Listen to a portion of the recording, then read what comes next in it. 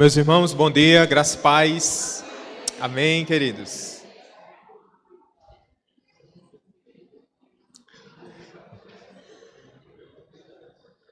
Bom estarmos aqui, né? Que bênção especial. Enquanto a gente canta, adora a Deus, a gente vê os irmãos em adoração, até isso é instrutivo para a igreja, até isso nos ensina, sabe? A forma como o irmão, né, tá em adoração, as crianças, as ofertas, tudo fala, né? Tudo glorifica a Deus. É tão lindo, né? Ver o povo de Deus reunido, isso é unidade, né? A unidade em adoração, onde cada um de nós estamos cada um de nós está na nossa lida semanal, e aí o Senhor nos reúne dominicalmente para a gente adorar e agradecer o nome do Senhor.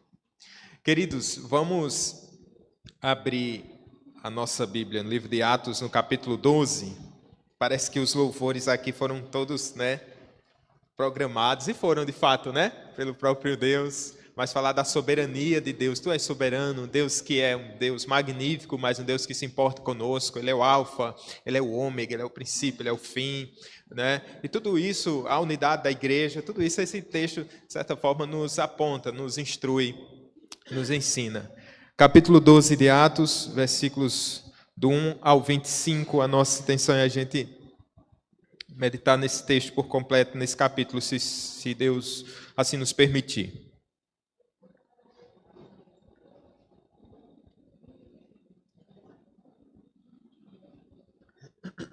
Vamos ler, irmãos. Eu quero pedir o auxílio de vocês. Eu vou ler os versos ímpares, vocês podem ler os versos pares. Por aquele tempo, mandou o rei Herodes prender alguns da igreja para os maltratar.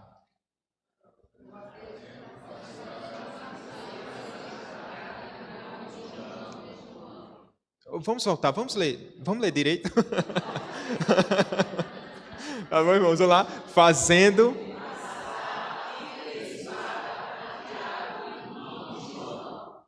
Vendo ser isto agradável aos judeus, prosseguiu, prendendo também a Pedro, e eram os dias dos pães asmos.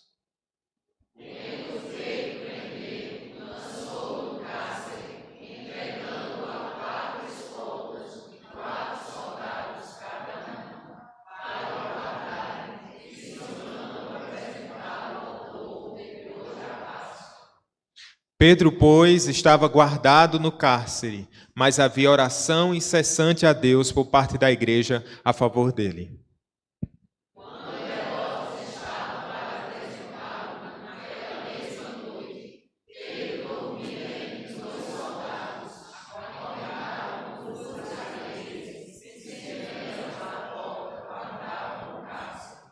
Eis, porém, que sobreveio um anjo do Senhor, e uma luz iluminou a prisão, e tocando ele o lado de Pedro, despertou, dizendo: levanta-te depressa. Então as cadeias caíram-lhe das mãos.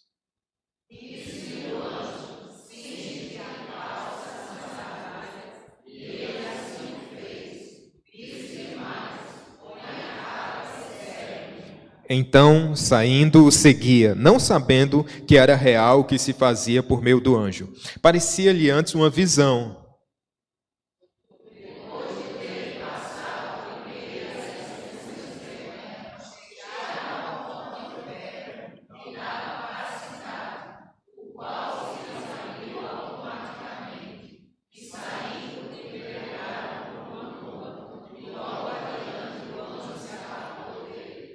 Então Pedro, caindo em si, disse: agora sei verdadeiramente que o Senhor enviou o seu anjo e me livrou da mão de Herodes e de toda a expectativa do povo judaico.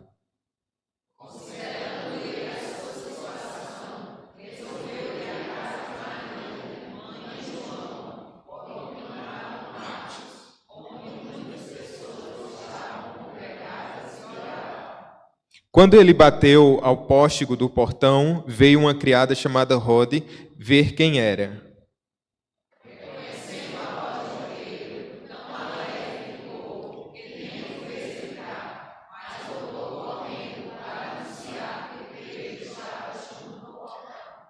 Eles lhe disseram: estás louca? Ela, porém, persistia em afirmar que assim era. Então disseram: é o seu anjo.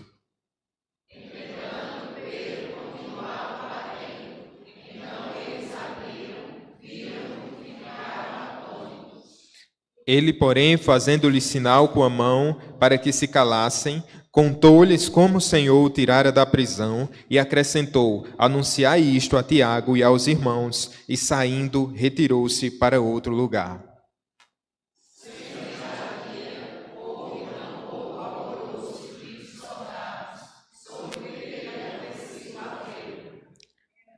Herodes, tendo procurado e não o achando, submetendo as sentinelas a inquérito, ordenou que fossem justiçadas, e descendo da Judeia para Cesareia, Herodes passou ali algum tempo.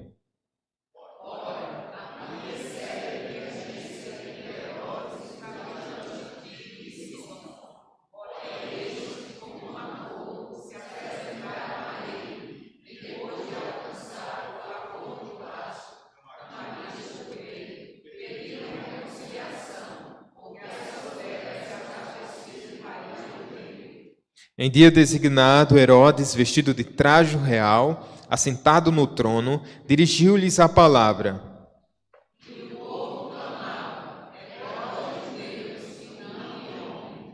No mesmo instante, um anjo do Senhor o feriu, por ele não haver dado glória a Deus, e comido de vermes expirou.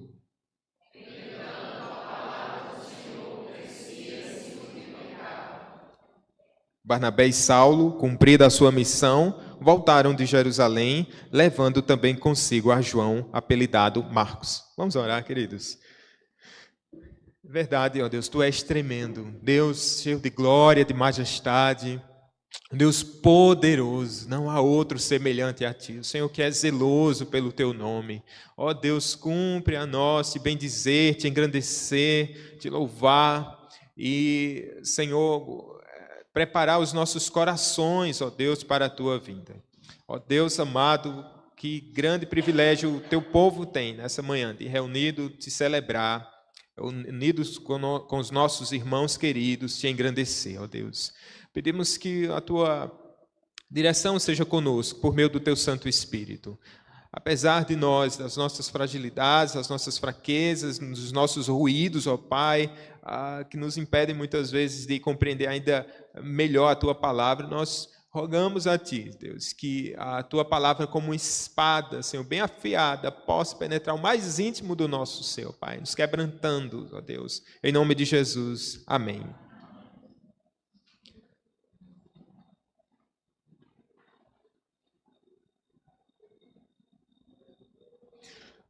A igreja, ela vive em duas realidades paralelas. Quais são elas? Segundo alguns estudiosos, classificam a igreja como a igreja militante e a igreja triunfante. Qual é a igreja militante? E o que é a igreja triunfante? Eu pego aqui as palavras de um teólogo chamado Herman Bavinck, que ele diz assim: seu sentido mais amplo, igreja é a reunião de todo o povo de Deus, não somente sobre a terra, mas também no céu.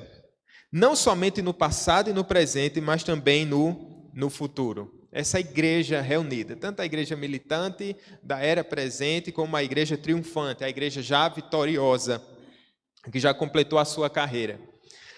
Luiz Berkoff, ele diz assim: se a igreja na terra é a igreja militante, no céu é a igreja triunfante. Olha que lindo o que ele diz: lá a espada é permutada pelos louros da vitória. Os brados de guerra se transformam em cânticos triunfais, e a cruz é substituída pela coroa. A luta é finda, a batalha está ganha, e os santos reinam com Cristo para todo o sempre. Precioso isso, né? De certa forma, a gente tem essa realidade já hoje. É uma igreja que ela triunfa em meio à batalha. Nós estamos em guerra, e essa é uma igreja, e esse é o povo de Deus, que não luta armas carnais, mas poderosas em Deus. Mas, irmãos, nós temos ainda, se a igreja dependesse da sua própria força para obter êxito, para obter vitórias, nós estaríamos derrotados, certamente.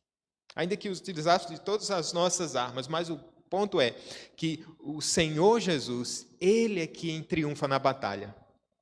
Ele é o rei e ele que está à frente do seu povo, é ele que guarda o seu povo, é ele que guarda a sua igreja, é ele que guarda os nossos pés, é ele que protege os nossos passos. Esse é o Rei da Glória. Ele triunfou. A igreja caminha aqui militando. O que é militar? É batalhar. É uma vida cheia de agruras e de dificuldades, mas nós temos essa certeza de que o Senhor está conosco. O livro de Atos nos mostra essas duas realidades. Nós vemos no livro de Atos uma igreja que milita, uma igreja que luta, uma igreja que tem enfrentado os dias difíceis. Ora, temos um intervalo, como a gente vai olhar daqui a pouquinho, onde eles descansam, onde a igreja respira, onde a igreja consegue chegar nas palmeiras e tem água fresca, mas daqui a pouco a igreja está no deserto novamente, lutando, caminhando, e o Senhor está à frente. Veja, mas essa é uma igreja também que triunfa de uma maneira até difícil da gente compreender, mas ela triunfa. De que forma? Por exemplo, quando Estevão, um diácono piedoso, ele é morto a pedradas pelos religiosos, acusado de maneira tão infame, ele vê os céus abertos, ele vê Cristo glorificado, e ele é assunto aos céus. Estevão faz parte agora, ele sai dessa militância e agora ele entra nesse estágio triunfal. Ele faz parte da igreja que triunfa já glorificado. Veja, meus irmãos, que essa é uma realidade da nossa igreja. Nós estamos nesse estágio, né? Nesse estágio de quê? De luta, de batalha. É uma igreja que milita, é uma igreja que caminha nessa terra, mas é uma igreja que guarda essa expectativa gloriosa do porvir, que é a vitória final. Mas nós já somos mais do que vitoriosos em Cristo Jesus. Veja que Hebreus 11 nos mostra essa realidade, aquela igreja que já triunfa, né? A igreja triunfante, a igreja daqueles que já batalharam, já correram a carreira da fé e agora já estão no gozo eterno. É importante a gente pensar que quando falamos sobre o triunfo da igreja, nós não podemos aderir a um discurso triunfalista. Qual é o discurso triunfalista? Aquele discurso que a gente está acostumado a ouvir, diz assim que crente não sofre, venha para Jesus e seus problemas acabaram, vai dar tudo certo, e pensamento positivo. É uma coisa estranha, né?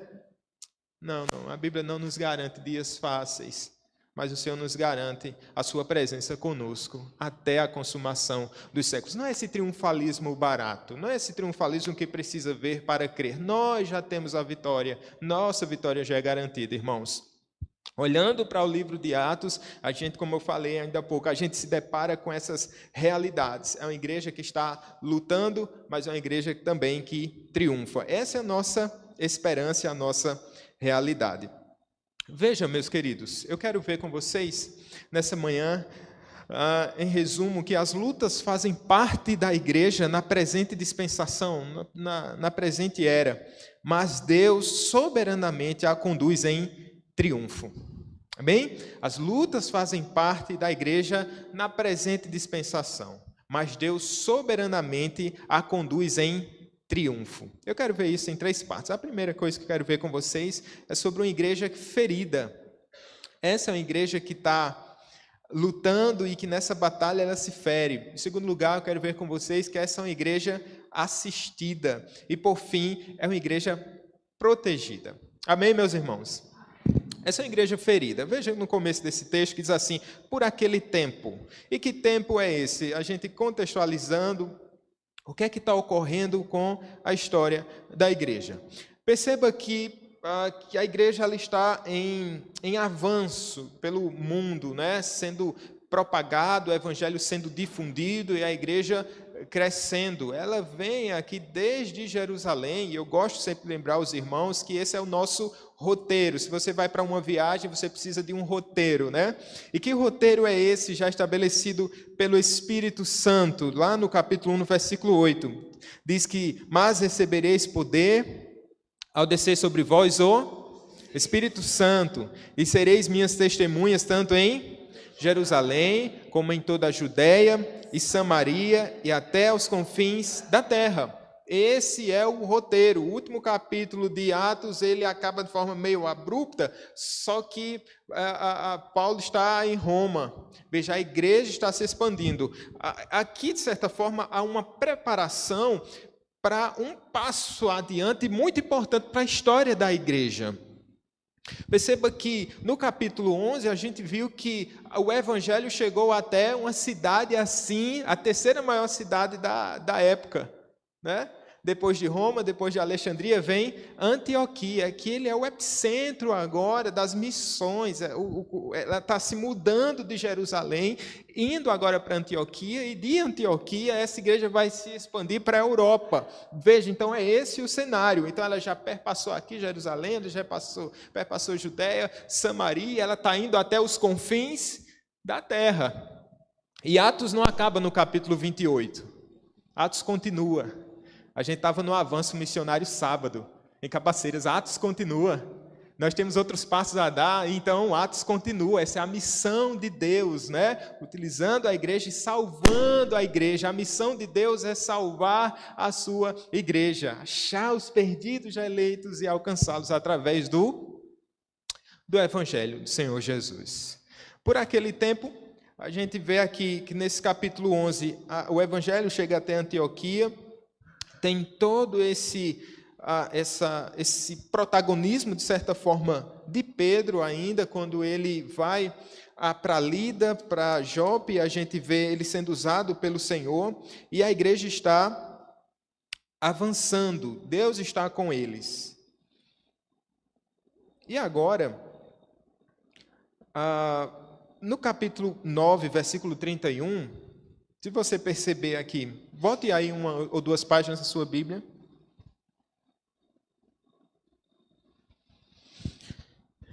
Esse senso do crescimento da igreja, ele precisa ser atualizado assim constantemente, né? Porque a igreja não para de crescer. E diz o que no verso 31? Vamos ler juntos? A igreja, na verdade, tinha paz por toda a Judeia, Galileia e Samaria, edificando-se.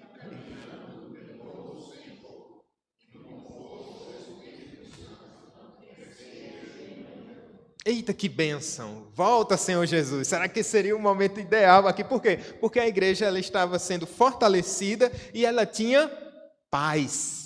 Ela tinha paz, e nós acabamos de sair aqui do capítulo 7, aqui pensando no capítulo 9, no capítulo 8 a igreja está sendo perseguida, e aí ela avança por causa da perseguição da morte de Estevão, ela vai para Samaria, e é um momento assim, singular na história da igreja, porque era uma igreja que estava se edificando, uma igreja que era piedosa, caminhava no temor do Senhor, era uma igreja que estava andando no conforto do Espírito Santo, era uma igreja que crescia. Veja que cenário maravilhoso, perfeito aqui, não é, irmãos? E aqui vai dizer que ela tinha paz. É um tempo de paz, importante para a consolidação da igreja para além dos muros de Jerusalém. No entanto, a gente vai perceber agora que essa paz que ocorria em Jerusalém durante um tempo e nessa expansão do Evangelho, agora começa a ter outro período de perseguição. Após esses episódios descritos no capítulo que tratam sobre a morte de Estevão, a igreja recebe da parte de Deus esse alento, que a possibilita ter descanso. Mas aqui no capítulo 12, o caldeirão chamado Jerusalém volta a ferver e o cenário se mostra mais uma vez hostil para a igreja do Senhor. Não é assim na vida da gente também? Há períodos assim de bonança, de tranquilidade, de paz, né? Às vezes até na história da igreja local, né? Período de paz. Aí daqui a pouco vem uma turbulência, uma dificuldade. Na nossa vida pessoal também é assim, mas tudo debaixo do controle de Deus, tudo debaixo da agenda do Senhor. Agora esse caldeirão volta a ferver e aqui nós vemos mais uma vez a ação do inimigo das nossas almas tentando aqui conter o avanço da igreja do Senhor. E ele usa de seus instrumentos. E qual é o instrumento utilizado aqui Herodes, porque o versículo 12, eu estou no capítulo 12, tá bom? No versículo 1, diz assim: por aquele tempo mandou o rei Herodes prender alguns da igreja para os maltratar, para os maltratar. Quem é esse Herodes? A gente vê na Bíblia vários Herodes, pelo menos 5 Herodes. Esse é Herodes Agripa I. Agripa I. Ele é neto de Herodes o Grande. Lembra lá da época de Jesus, esse Herodes o Grande, que mandou matar as criancinhas? O seu avô, né, Herodes o Grande, tinha sido o último Herodes a ter esse poderio mais elevado e mais expandido do ponto de vista geográfico. Ele era chamado do rei Herodes. E agora, depois de um tempo, esse Herodes Agripa, ele também consegue ascender nesse cenário político da Palestina por causa da sua relação política. Ele conseguiu certa influência durante o Império de Calígula. Ele também conseguiu influência durante o Império de Cláudio. E com isso ele conseguiu ascender politicamente, e agora ele se torna rei de toda aquela região da Palestina. Ele tornou-se amigo da família imperial, alcançando o favor desses imperadores. Aí ele se torna agora rei e tem esse domínio. E o que é que ele quer? Ele quer consolidar esse domínio. Ele está se utilizando. Herodes Agripa, ele frequentava até as sinagogas. Ele fazia parte até da liturgia, das leituras, segundo alguns historiadores, né? Diz que ele fazia parte até das leituras, assim, de maneira ativa, nas sinagogas. Então, era alguém que estava vendo, que tinha se apropriando desse cenário e queria agora ter uma maior simpatia entre os judeus. E o que é que ele faz? Ele implementa uma ação demoníaca. Ele tenta, não somente tenta, mas ele prende alguns da igreja com qual fim? Qual o propósito? Para os maltratar. É um homem aqui que se levanta como inimigo da igreja. E a igreja sofre por causa disso. No versículo 2, diz que ele fez passar fio de espada a Tiago, o irmão de João. Veja que num primeiro momento ali da perseguição, no capítulo 7 de Atos, os apóstolos, eles são poupados. Tanto é que Estevão, ele é o quê? Ele é um diácono da igreja. Então, ele morre, se tornando assim o primeiro mártir da igreja, no contexto aqui de Atos, obviamente, primeiro século. E agora, quando a coisa aperta, os apóstolos agora são perseguidos e são maltratados. E aqui vamos falar de 2 apóstolos. O primeiro é Tiago e o segundo é Pedro. Um é decapitado, Tiago é decapitado aqui, passa fio de espada a Tiago. Ele é irmão de João, filho de Zebedeu. E discípulo de Jesus, né? Faz parte do colégio apostólico. Veja que agora ele está tocando naqueles que são líderes da igreja em Jerusalém. Isso causa ainda maior, tenta desestabilizar a igreja, causando pavor entre os santos. Pelo menos essa é a tentativa.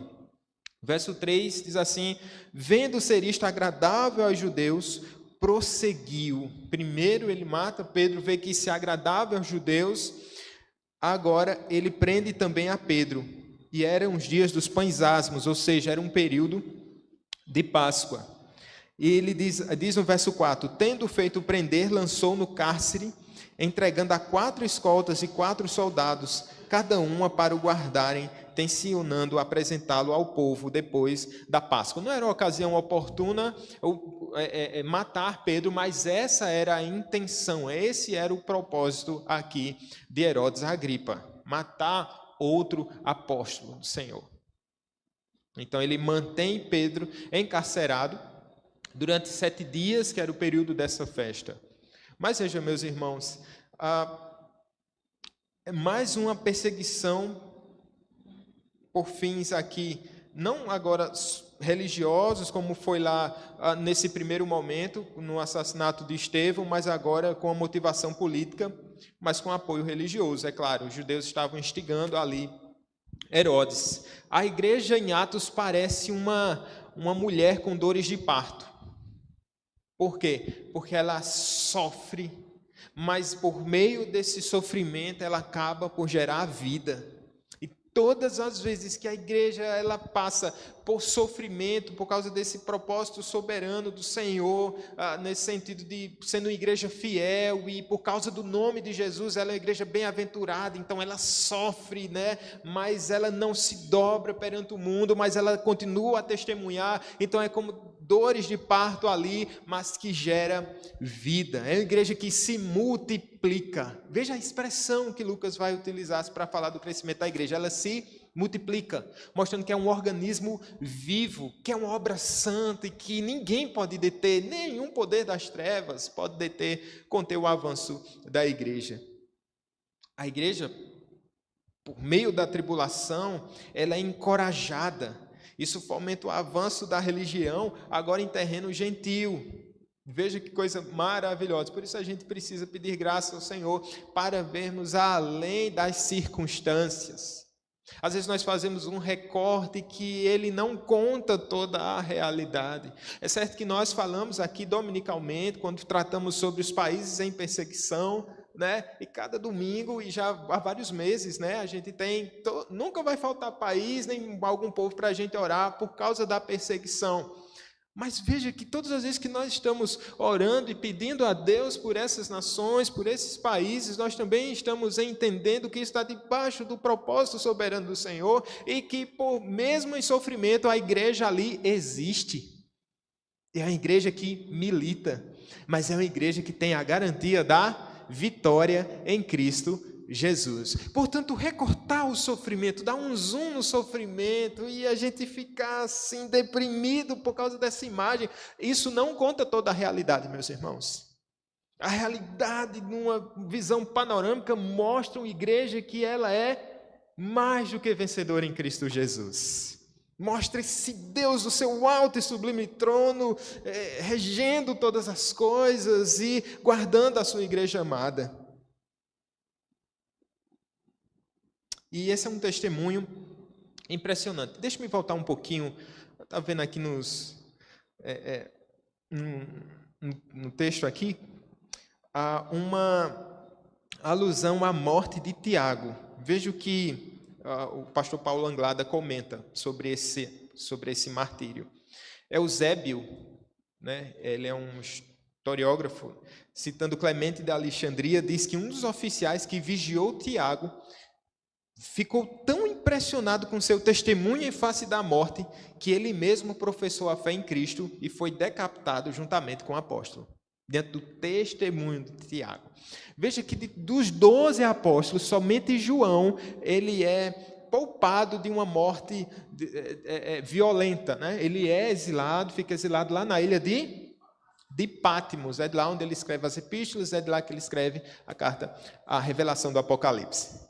Todos os demais, eles passaram por uma morte sangrenta. Pedro é poupado agora, mas posteriormente, segundo relato também dos historiadores, ele foi morto, crucificado e não se achou digno de morrer como seu Senhor e pediu para que a cruz fosse invertida, né? Mas todos morreram a fio de espada. Veja que Mateus capítulo 10, verso 28 diz assim: e não tem mais os que matam o corpo e não podem matar a alma. Temei antes aquele que pode fazer perecer no inferno a alma e o corpo. Como é importante isso? Tem tanto crente que tem assim, treme de medo de uma perseguição, né? Ou faz só esse recorte do drama da igreja. Meus irmãos, me diga o que é que o inimigo pode fazer conosco. Ele pode matar o nosso corpo, ele pode nos ferir por permissão de Deus. Ele é que nem Lutero diz, o diabo é um cachorrinho de Deus, ele não faz nada sem a permissão do Altíssimo. O que é que ele pode fazer? Não temam, irmãos, não devemos temer os que matam o corpo, devemos temer antes aquele que pode fazer perecer no inferno a alma e o corpo. Devemos temer o Senhor, nosso Deus. Esse texto, nessa recorte aqui, nessa introdução do capítulo 12, vai nos mostrar algo que o livro de Atos já tem nos ensinado acerca da soberania de Deus, tudo no controle do Senhor. Ele permite a morte de Tiago, e veja que curioso, ele permite a morte de Tiago, mas Pedro é preservado. A gente vai ver daqui a pouco que a igreja estava em oração. Eu resisto em entender que a igreja estava orando só por Pedro. Já pensou? Senhor, livra Pedro do mal. Será que a gente estava orando por Tiago também, irmãos? O que vocês acham? Certamente eles estavam orando pela igreja, orando pelos apóstolos que estavam na mesma situação antes da decapitação de Tiago. Mas o que é que acontece aqui? Deus permite a morte de um santo e preserva o outro.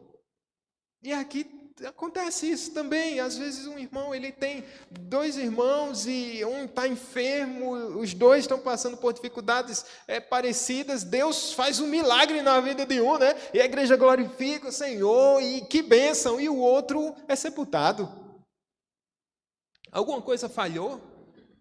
A mesma mão que é poderosa para ressuscitar os seus dentre os mortos não é o mesmo Senhor que permite a morte e o drama? Certamente. Esse é um Deus que tem tudo sob seu controle. Veja, na lista dos heróis da fé, em Hebreus capítulo 11, a gente vai ver essa disparidade. É uma igreja una, mas veja, é uma igreja que ela pisa na cabeça de serpentes, é uma igreja que irmãos ali na fé fortes, e o seu testemunho de fé é algo assim glorioso. Mas também naquela lista tem aqueles que são o quê? Mortos, de maneira dramática, trágica, mas os dois são classificados como o quê? Heróis. São os heróis da fé. São os heróis da fé da mesma forma. Mas esse é o domínio do Senhor. Não podemos ficar confusos, irmãos, com a natureza das tribulações. Isso pode nos confundir. E por causa dessas tribulações, talvez fruto aqui de um discurso triunfalista, muitos deixam a fé. Porque eles entendem que seguir a Jesus é seguir de vitória em vitória aqui nesse mundo, segundo o que o mundo entende como vitória. E aí, quando eles são apertados por alguma tribulação, quando eles passam por alguma aflição, eles dizem: rapaz, esse negócio aqui está difícil. A propaganda foi enganosa. Onde é que está o PROCON do céu aqui? Eu vou denunciar esse negócio. Porque foi uma falsa expectativa. Meus irmãos, antes da glória vem a cruz. Antes do triunfo vem o seguir os passos de Jesus. Não há coroa sem sofrimento. A igreja está aqui nessa realidade e nós precisamos entender. E por isso, até o apóstolo Pedro vai dizer assim: não fiquem assustados com o tamanho da tribulação que sobrevém à igreja, sobrevém sobre sua vida. Não fiquem demasiadamente assustados, não. Você não precisa temer, prossiga na fé. Eu não sei se você nessa manhã está desanimado. Talvez você diz assim: Senhor, parece que eu chego na igreja no domingo de manhã, todos os irmãos estão rindo, mas eu já tenho vergonha, porque todo o culto eu estou chorando. Meu Senhor, e eu só vivo vendo as postagens do povo de Deus, e são tantas bênçãos. Meu Senhor, mas parece que comigo a coisa não anda. Esses irmãos parecem que estão num mundo paralelo, ou eu sou um grande pecador. De fato, você é um grande pecador, meu irmão. Todos nós somos grandes pecadores, mas o Senhor é um Deus que tem guardado você. O Senhor Jesus já orou por nós, em João capítulo 17. E quando Ele orou por nós, Ele disse assim ao Pai: Pai, eu não peço que o Senhor os tire do mundo, mas que Tu, ó Deus, os livre do mal. Ele já estava pensando em você, meu querido irmão. Lembremos lá daquele cenário, Jesus no Getsemane, e aqueles dois ladrões, um fica lá fazendo chacota e zombaria, não demonstra arrependimento, não demonstra fé. No entanto, o outro demonstra fé, e ele diz assim: lembra-te de mim quando vieres no teu reino. Acho que Jesus pensou naquela hora: lembrar de você? Eu estou aqui por sua causa. Eu me lembro de você sim hoje, é por isso que eu estou esperando aqui na cruz. Meu querido irmão, o sacrifício de Jesus em nosso favor deve ser um consolo perene para as nossas almas, queridos. Arthur Pink, teólogo que eu gosto bastante, ele diz assim: Deus é sábio demais para errar e amoroso demais para ser cruel. Deus é sábio demais para errar, vocês concordam? E Ele é amoroso demais para ser cruel. Confie no Senhor, descanse no Senhor. Essa é a primeira face, é uma igreja ferida. Mas, em segundo lugar, meus irmãos, eu quero ver com vocês que essa também é uma igreja assistida. Tiago, o santo de Deus, ele tomba, está morto, decapitado. Pedro escapa, os seus dias estão contados. E agora ele está encarcerado, colocado, isso é hilário, né? Porque Pedro, vamos pensar no perfil de Pedro, ele não é mais aquele que arrancou lá a orelha de Malco. Agora ele é um cordeirinho, né? É aquele que apacenta as ovelhas do Senhor, é aquele que tem um discurso de, olha, perdoa os seus inimigos, é agora que agora sofre, aquele que agora sofre por causa do Evangelho. Ele está numa prisão de segurança máxima. Muito provavelmente a fortaleza de Antônia, como era chamada. Nossa, que perfil de Pedro. Mas sabe qual era o grande problema? Ele estava sob forte vigilância. Tinham pelo menos 16 soldados guardando Pedro. Nossa, um elemento de alta periculosidade, não, irmãos? Sabe o que acontecia aqui? Ele já tinha escapado da prisão. Olha lá no capítulo 5 de Atos, versículos de 17 ao 24. Você lembra dessa história?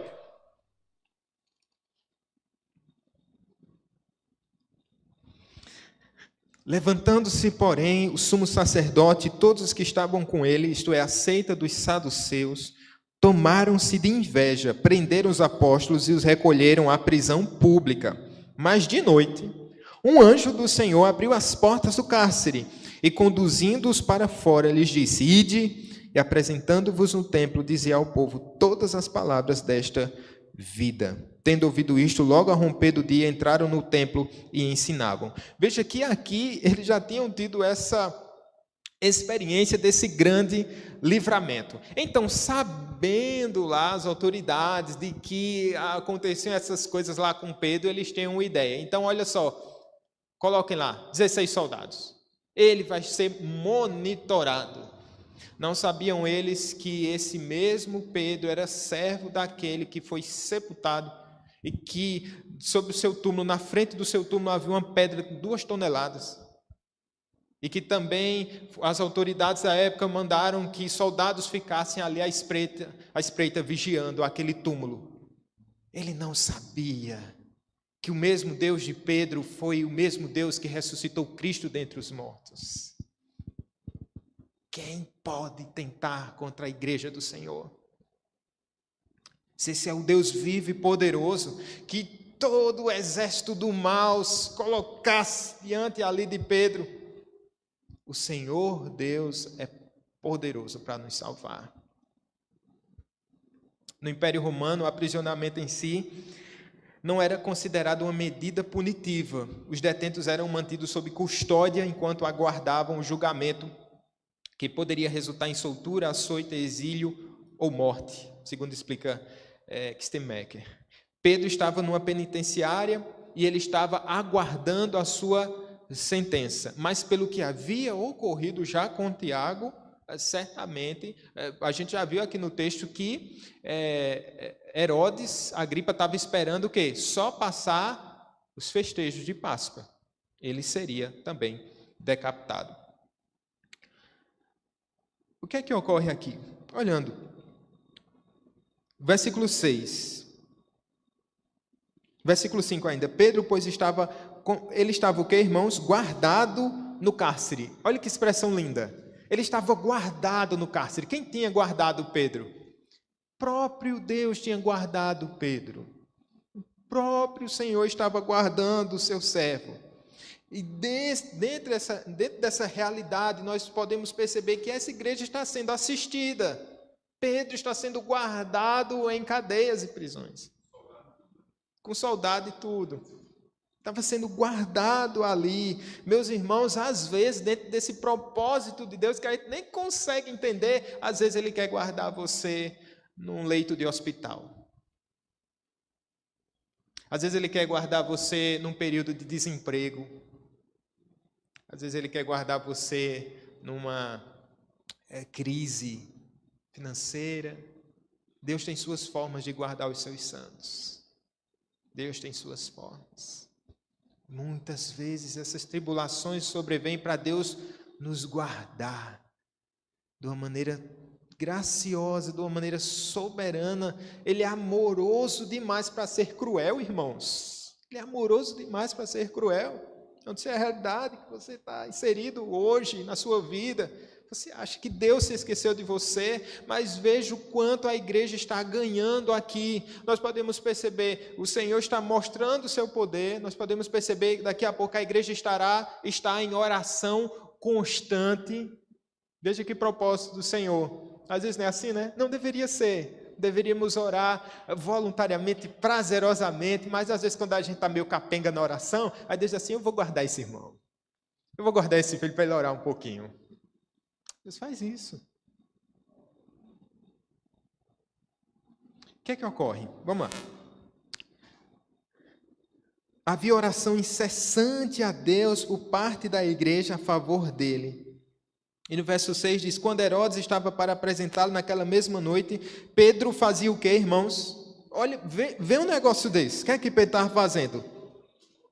Pedro estava dormindo entre dois soldados.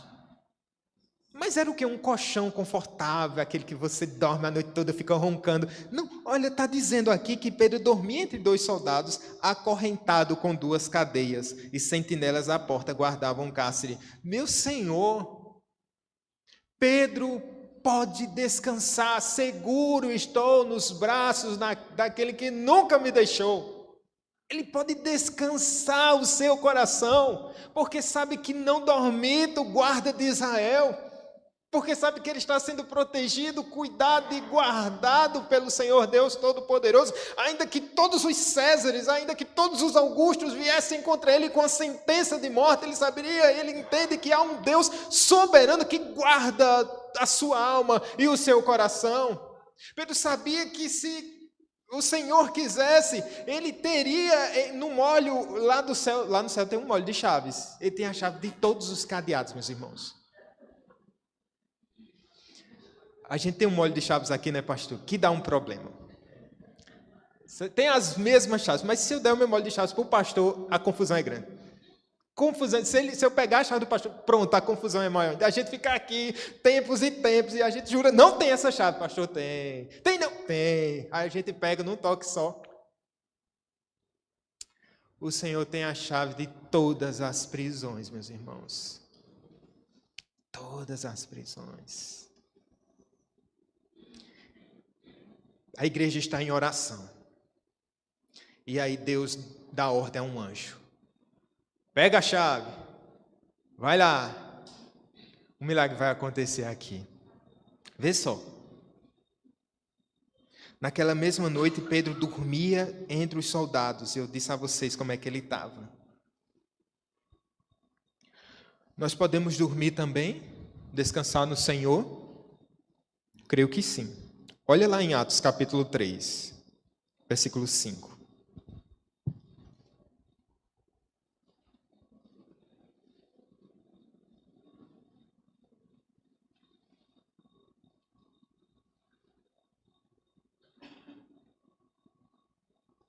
Vamos ler, irmãos, esse texto? Leia para o seu coração, tá bom? Capítulo 3, Salmo 3, versículo 5. Eu disse o quê? Eu tinha dito Atos, foi? Pronto, tá bom. Estou meio cochilando. Salmo.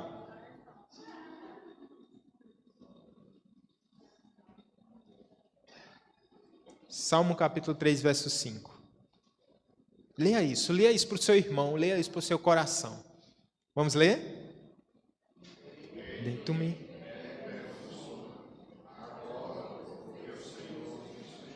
Vamos repetir? Deito-me.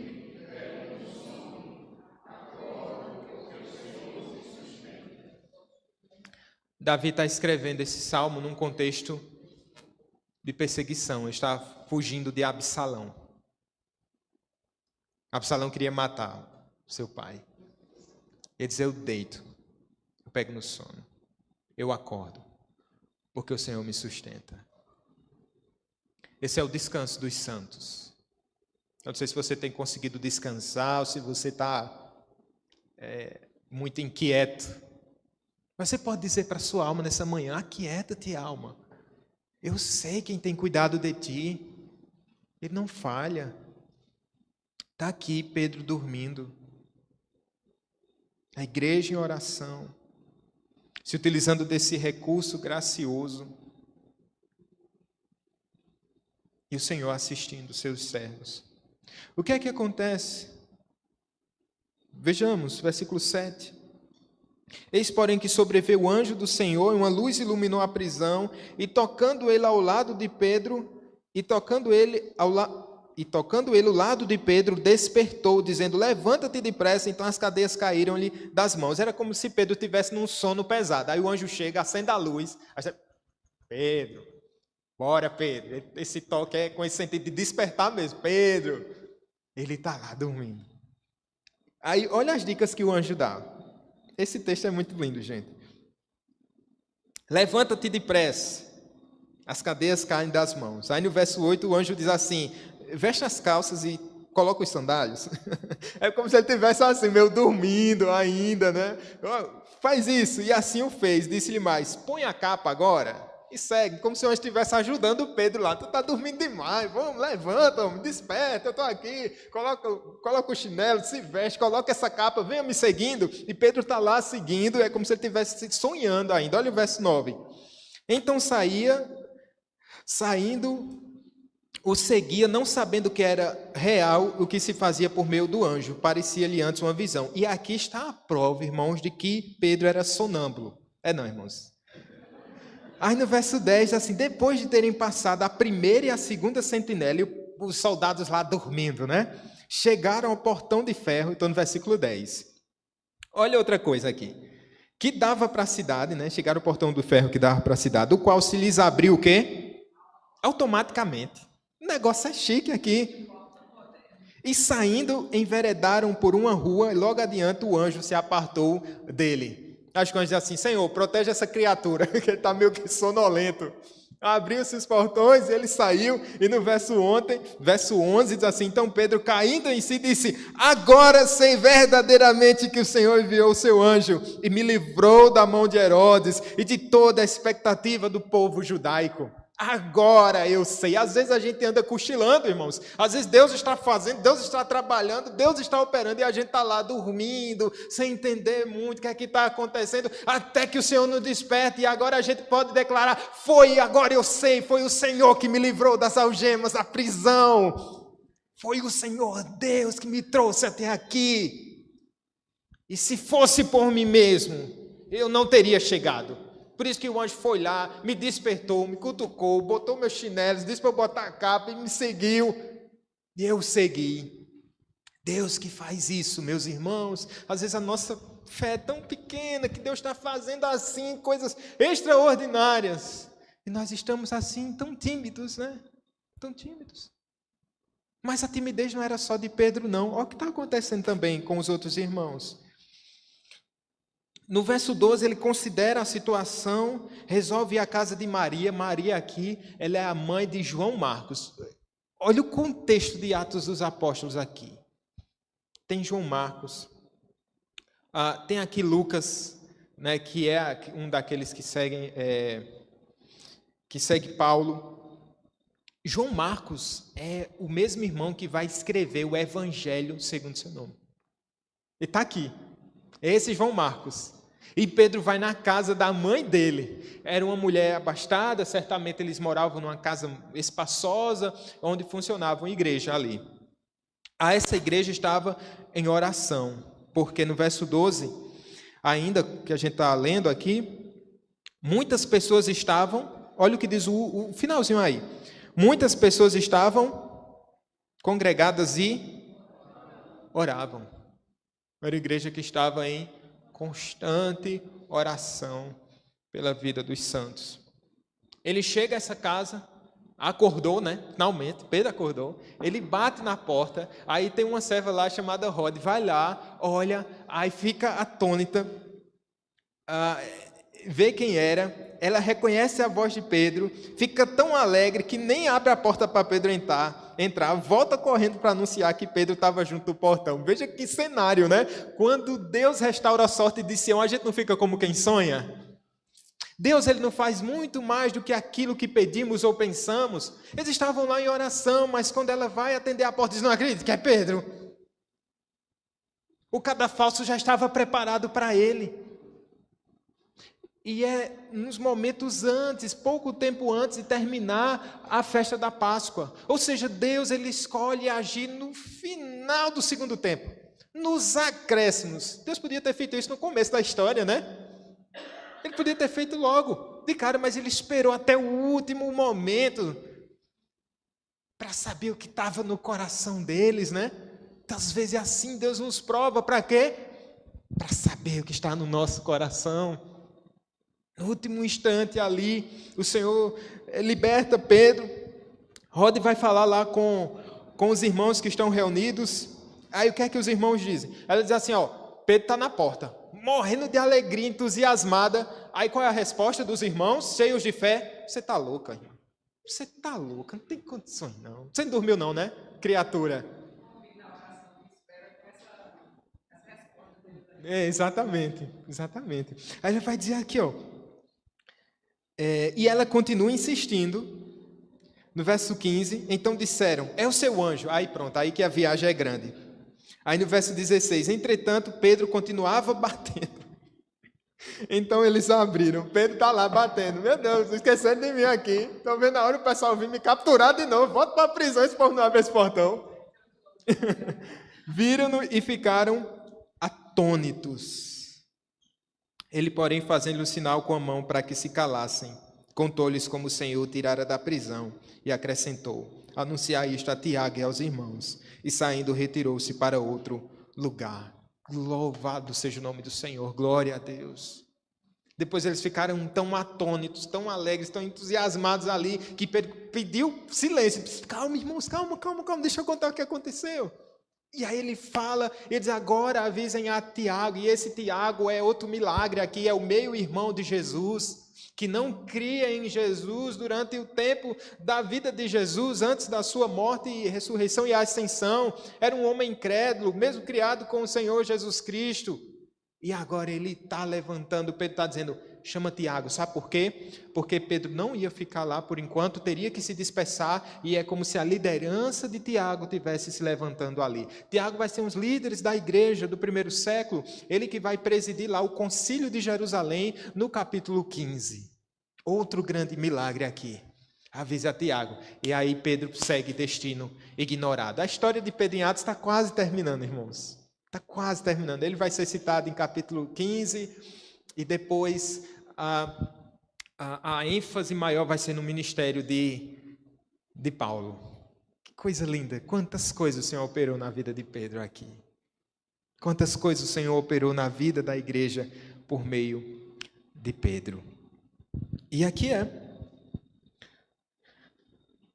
Sendo já dia, no verso 8, diz, não pouco alvoroço entre os soldados sobre o que teria acontecido a Pedro. E aí o problema é grande. Depois que Herodes ficou sabendo da fuga de Pedro, da fuga miraculosa, agora esses soldados que estavam responsáveis pela guarda de Pedro, eles vão ser penalizados, eles morrem.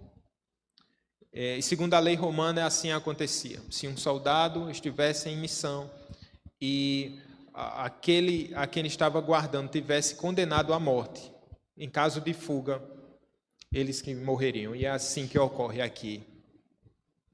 Eles acabam morrendo também. É dessas coisas que a gente só atribui ao descanso no Senhor e à soberania do Deus que guarda todas as coisas, que permite todas as coisas para a sua própria glória. Pedro é liberto, e aqui a gente vê esse segundo momento. A igreja do Senhor, ela está ferida, mas é uma igreja assistida por Deus. É assim nós pensamos. Talvez você esteja ferido nessa manhã, mas você também é assistido por Deus. Você também, irmã, é assistida pelo Senhor. O que é que você faz? Você ora. O que é que você faz? Você pode descansar no Senhor. Amém? Em terceiro lugar, eu quero ver com vocês que essa é uma igreja protegida. Agora é uma ação efetiva.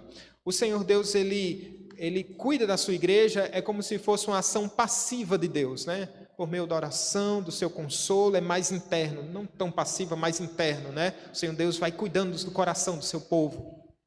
Ora, fazendo coisas espetaculares, mas muito mais guardando o nosso coração. Mas agora é uma ação de proteção desse rei nessa igreja que eu falei no começo, esse Senhor que protege a sua igreja.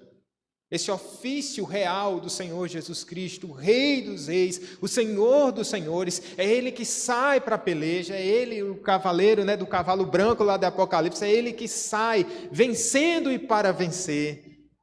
E é por meio dele que nós temos a vitória. Essa é uma igreja protegida. A casa começa a cair para esse homem nefasto aqui, sanguinário, chamado Herodes Agripa. Veja o verso 20. Havia séria divergência entre Herodes e os habitantes de Síria, de Tiro e de Sidom. Porém, estes de comum acordo se apresentaram a ele, e depois de alcançar o favor de Blasto, camarista do rei, pediram reconciliação, porque a sua terra se abastecia do país do rei. Havia aqui uma dissensão, uma dificuldade no relacionamento de Herodes com os moradores de Tiro e de Sidom. Eles eram rivais de Cesareia e é uma disputa comercial aqui, mas só que Tiro e Sidom precisavam dos suprimentos de Israel, dependia da colheita de grãos, e aí dependia da paz com Herodes Agripa. Então eles chegam até Agripa e ali eles têm um acordo de paz, provavelmente Blasto, que era essa figura aqui que aparece, que era um funcionário real, talvez tenha sido o interlocutor, o mediador nesse relacionamento, e ocorre que Lucas está preparando um cenário para mostrar um momento de exaltação de Herodes Agripa. E ele no dia designado, como diz no verso 21, Herodes, vestido de trajo real, assentado no trono, dirigiu-lhes a palavra. E o povo clamava. O que era que o povo clamava? Verso 22, é voz de um Deus e não de um homem. Veja a soberba aqui que precede a ruína. O Senhor Deus que é zeloso para com o seu nome. Esse Deus que não divide a sua glória com ninguém. Agora vê um homem sanguinário que perseguia a igreja do Senhor Jesus Cristo e agora se considera rei, uma vez que ele recebe todos os aplausos e o seu coração se envaidece. Veja que ele está com um trajo real. E Lucas nos traz esse detalhe. Era alguém com vestes pomposas, era alguém que se mostrava dentro desse poderio, né, por causa dessa relação com Galho, dessa relação com Cláudio. Agora ele é rei, o último rei tinha sido lá o seu avô, e agora ele tem todo esse poderio, agora ele estabelece a paz, os homens vêm até ele para que consigam os seus grãos. É um cenário assim de alguém pomposo, de alguém todo poderoso, entre aspas. E ele se exalta. E o Senhor vai abater esse homem. Porque Deus, ele resiste aos soberbos, mas dá graça aos humildes. Ele faz isso. E o que é que ocorre? de maneira trágica. O povo clamando, é um Deus. No mesmo instante, um anjo do Senhor o feriu, por ele não haver dado glória a Deus, e comido de vermes, expirou. Essa palavra aqui, esse toque, como a gente vê aqui no versículo 23, no mesmo instante um anjo do Senhor o feriu, é a mesma expressão, é uma expressão grega chamada patasso, é a mesma expressão que a gente vai ver no versículo número 7, quando o anjo toca Pedro. Olha que curioso, é a mesma expressão. O toque do anjo para com Pedro foi para despertá-lo. O mesmo toque desse anjo para com Herodes foi para matá-lo. Um toque que faz toda a diferença. Um toque, uma sacudida angelical salvou Pedro e tirou a vida de Herodes. De que forma nós queremos ser tocados pelo Senhor? De que forma? Se somos soberbos, se negamos o senhorio de Cristo, se negamos a sua soberania, se temos um Deus no ventre, o Senhor tocará os orgulhosos e eles serão abatidos. Mas se nós somos os humildes que descansam e esperam no Senhor, o toque do Senhor é gracioso. É aquele que está dizendo, eu estou contigo. Você nada pode, eu posso todas as coisas. Para nós respondermos, tudo posso naquele que me fortalece. Esse é o toque do Senhor. O poderoso Agripa. Esse é um trocadilho, irmãos, para vocês não esquecerem quem esse é Agripa. O poderoso Agripa não aguenta uma gripe perto do Todo-Poderoso. Ele é um sopro. No mesmo instante que está se exaltando, se gabando, apenas um toque, e toda a sua glória, todo o seu glamour se esvai. Um historiador, outro historiador da igreja, chamado Joséfo, narra esse episódio e diz que Herodes, ele morreu depois de 5 dias de intensas dores. Mas ele não aponta a razão. Mas vocês lembram a ironia? Que Pedro é médico, né? Ele que assina lá o atestado de óbito, causa da morte aqui, orgulho. Ele foi comido de vermes. Foi a mão de Deus que pesou sobre sua vida. Ele sabe a causa.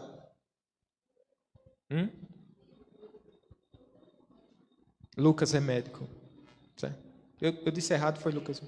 Eu disse Pedro. Não, Pedro não é médico, é Lucas. Ele não tem um registro não, né? Obrigado, Raquel. Esse é o atestado assinado pelo Dr. Lucas. Deus age poderosamente para conter o ímpeto do inimigo. Ele age. Assim como Herodes o Grande morreu e o menino Jesus veio ter um ambiente seguro para crescer e desenvolver o seu ministério, assim também Herodes Agripa foi tirado de cena e a igreja continuou a crescer. Quem é o Senhor da glória? O Senhor Deus. Veja o final e a gente encerra, não temos mais tempo, na verdade. Entretanto, a palavra do Senhor crescia e se multiplicava. Barnabé e Saulo, cumprida a sua missão, voltaram de Jerusalém, levando também consigo a João, apelidado Marcos. Amém. Quero chamar os irmãos de louvor para a gente encerrar. E aqui lembrar os irmãos, a palavra do Senhor crescia e se multiplicava. Às vezes a gente se inquieta com a ação do maligno, né? A gente se inquieta com a ação do inimigo, dizendo assim, o que é que vai ser, qual vai ser o nosso destino, qual vai ser o nosso futuro, o que é que vai acontecer com a igreja, o que é que vai acontecer com a minha vida, o que é que vai acontecer com a vida dos meus, e a Bíblia está respondendo aqui, a palavra do Senhor crescia e se multiplicava. É como o Senhor Deus dizendo assim, calma, está tudo bem, calma, as rédeas da igreja sou eu que conduzo. Calma, a sua vida sou eu que mantenho. Sou eu que estou à frente. Talvez seja, um alvoroço, uma dificuldade, o sangue que vem, as lutas, as apreensões, os medos, as ansiedades, os temores. E o Senhor dizendo, eu estou na frente. Estou na frente. A igreja vai triunfar. mas o Rei da Glória já triunfa para sempre. Por isso estamos seguros nos braços do Senhor. A igreja que cresce é o evangelho que cresce. A igreja pode crescer sem o evangelho, que Deus nos livre. Que a igreja cresça com o evangelho, por meio do evangelho, para a glória de Deus. Vamos ficar em pé e vamos cantar. Vamos celebrar o nosso Deus, que conduz a sua igreja. Ele saiu vencendo e para vencer.